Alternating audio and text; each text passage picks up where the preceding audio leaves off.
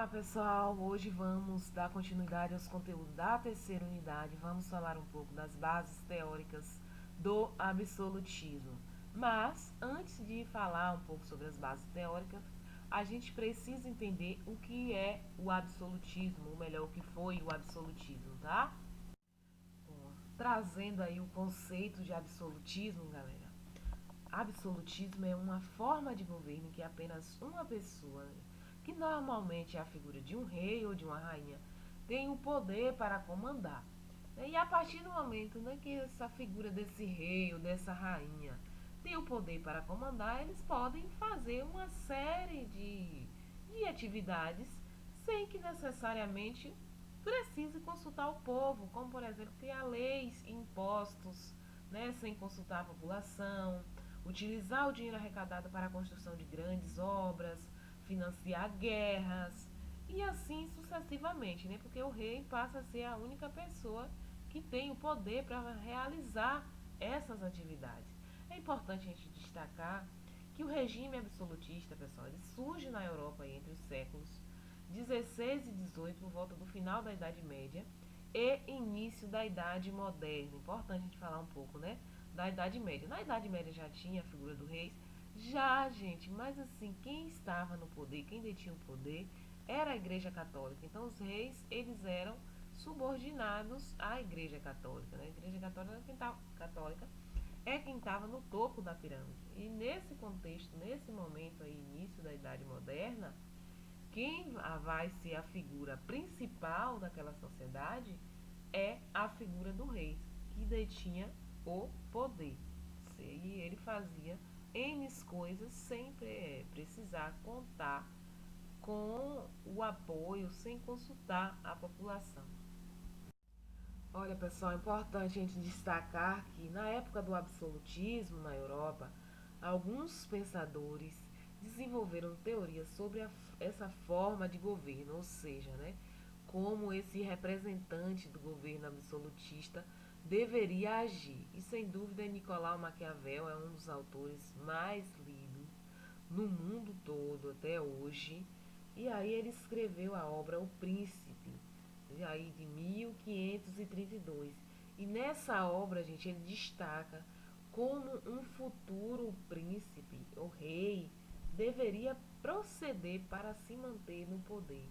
E da forma como Maquiavel traz isso, ele deixa claro que a pessoa, de uma certa forma, tem que ser capaz de fazer determinadas coisas, independente de estar coerente ou não, para se manter no poder. Pessoal, assim como Nicolau Maquiavel, Thomas Hobbes também escreveu sobre o absolutismo, Escreveu aí sua obra Leviatã ou Matéria, Forma e Poder de um Estado Eclesiástico e Civil. O autor publicou essa obra aí em 1651.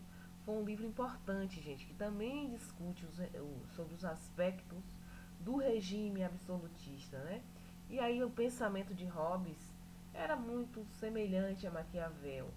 Hobbes considerava os seres humanos, gente, egoísta, com tendências de guerrear uns contra os outros. E com isso, Hobbes sugere a necessidade de um contrato social para cessar as guerras, quanto para estabelecer o poder absoluto de preferência do rei, ou seja, o rei, né, que tem que controlar tudo, segundo aqui Hobbes, segundo Maquiavel, tem que controlar e punir aqueles que não cumprissem o contrato. Então, quando Hobbes fala desse contrato, ele está se referindo à questão da lei, das coisas estarem ali legitimadas no papel, tudo bonitinho, para quem fugir, né, possa sofrer as consequências. É muito importante aí a gente ver um pouco, sobre o pensamento de Maquiavel e o pensamento de Hobbes. Pessoal, dentro desse contexto do absolutismo, surgiu também o mercantilismo. Mas o que é mercantilismo, gente? Pessoal, no período aí do século XV ao século XVIII, conhecido como Idade Moderna, a economia dos estados absolutistas, elas se expandiram, se desenvolveu muito bem, cresceu. E aí eles aumentaram suas riquezas, né? E o seu poder aí desenvolveu uma série de práticas econômicas que ficou conhecida como mercantilismo. Mas quais são as bases do mercantilismo? Como era o mercantilismo, gente? O mercantilismo se baseava no comércio de mercadorias, né? E uma das características desse sistema era o controle absoluto do Estado sobre a economia, tá? Era o rei ali que controlava tudo. E outro aspecto era a manutenção da balança comercial favorável. O que é que significa isso, gente? O Estado precisava aumentar as exportações, ou seja, vender para outros países, e diminuir as importações, ou seja, comprar de outros países. E para diminuir, né, a compra de mercadoria de outros países, para evitar a importação, as importações, né?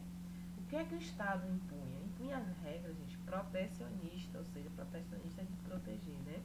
Descrevia impostos altos para os produtos estrangeiros e com isso o Estado conseguia tornar os produtos caros e desestimular a sua compra. Ou seja, então não era interessante comprar para vender no país esses produtos, já que o Estado com essa prática desestimulava que as pessoas consumissem. Além disso, gente, o mercantilismo também se caracteriza pelo acúmulo de metais preciosos, como ouro, prata. Aí essa prática ficou conhecida como o mercantilismo.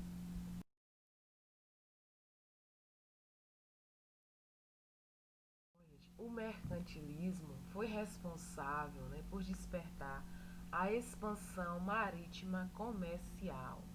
Ou seja, né, o sistema mercantilista estimulou a busca de novas mercadorias e novos territórios para explorar comercialmente.